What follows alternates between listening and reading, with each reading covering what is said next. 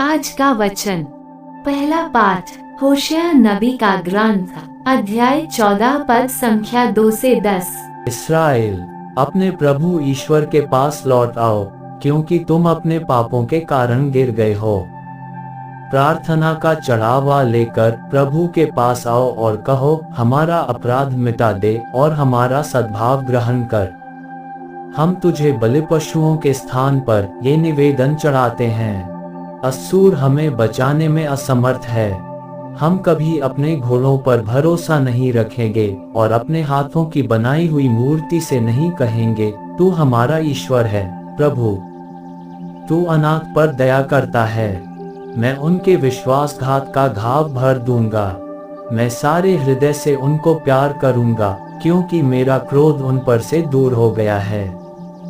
मैं इस्राएल के लिए ओस के सदृश बन जाऊंगा। वह सोसन की तरह खिलेगा और लेबानोन के बालूत की तरह जड़ें जमाएगा।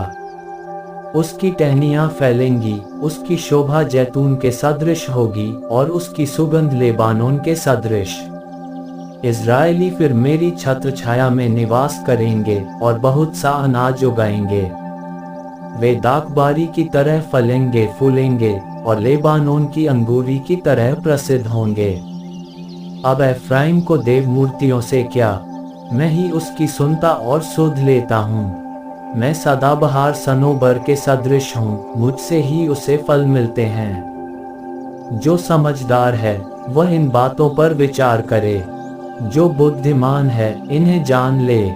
प्रभु के मार्ग सीधे हैं, धर्मी उन पर चलते हैं, किंतु पापी उन पर ठोकर खाकर गिर जाते हैं। यह प्रभु की वाणी है।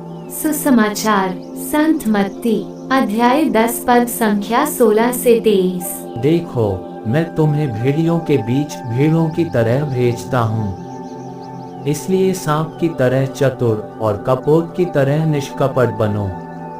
मनुष्यों से सावधान रहो, वे तुम्हें अदालतों के हवाले कर देंगे और अपने सभागृहों में तुम्हें कोड़े लगाएंगे।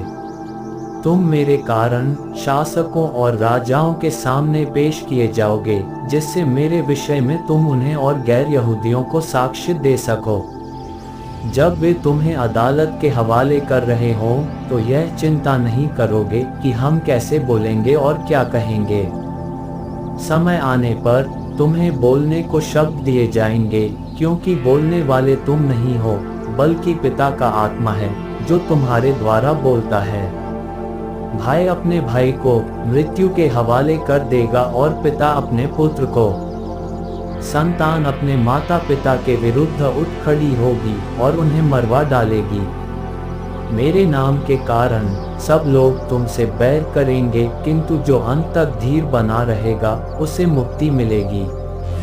यदि वे तुम्हें एक नगर से निकाल देते हैं, तो दूसरे नगर भाग जाओ। मैं तुमसे यह कहता हूँ, तुम इस्राएल के नगरों का चक्कर पूरा भी नहीं कर पाओगे कि मानव पुत्र आ जाएगा। यह प्रभु का पवित्र सुसमाचार है। आमीन। आज का चिंतन, संसार में अच्छाइयों और बुराइयों दोनों तरह के कार्यों के प्रति प्रतिक्रियाएं होती है। यीशु ख्रीस्त अपने शिष्यों को अच्छाइयों का प्रचार करने के लिए भेजते हैं और वे इस सुसमाचार प्रचार के दौरान आने वाले कठिनाइयों के बारे बतलाते हुए उनसे बचने का नितांत बतलाते हैं। पहला, हमें अपने विश्वास में सुदृढ़ होना है। इस तरह यीशु ने उन्हें आरामदायक जिंदगी नहीं बल्कि प्रताड़ना और सतावट के बारे में आगाह किया। दूसरा, इस संसार में हमें बड़ी ही चालाकी से रहना है, क्योंकि इस संसार की बुराई बहुत ही बदतर है, जो कभी कभी अच्छे लोगों के रूप में आते हैं ताकि हमें फंसा सके। इसलिए हमें सतर्क रहने की जरूरत है। तीसरा, यीशु हमें धैर्य बरतने की सलाह देते हैं। हमें छोटी बातों के लिए अपनी जान गंवाने की आवश्यकता नहीं है। हमें चालाक होकर सही समय का इंतजार करना चाहिए, जहां हम यीशु ख्रीस्त के साक्षी बन सकें। आमीन।